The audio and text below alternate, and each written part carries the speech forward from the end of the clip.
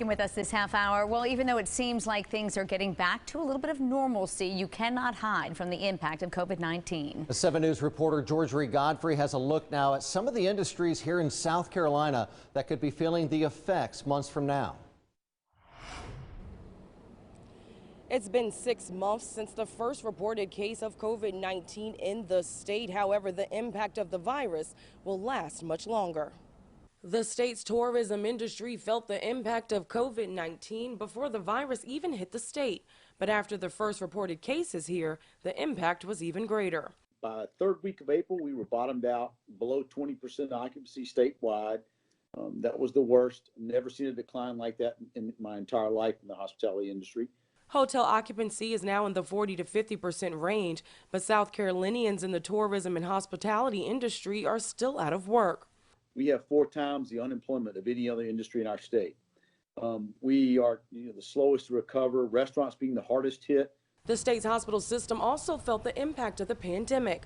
Hospitals had to limit operations and focus on COVID-19. We encountered more challenges than we even anticipated then in terms of staffing and staff getting sick. So at this point, though, some staff. 24 hospitals at one point had more than 90% of their inpatient beds occupied.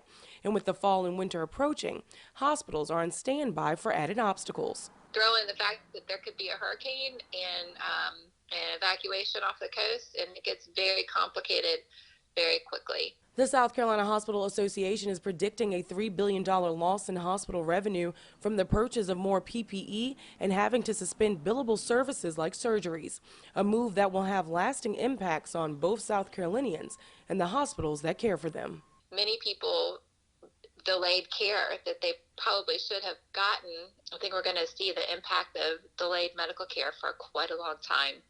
A Senate Finance Committee actually met this afternoon to take a look at the state budget and potential impact of COVID-19 on the state's finances.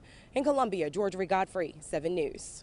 The tourism industry is expecting to see a 50% decrease in revenue this year. Surplus money that was in the budget for 2020 is now being rearranged to cover some of the unexpected costs related to the state's response to COVID-19.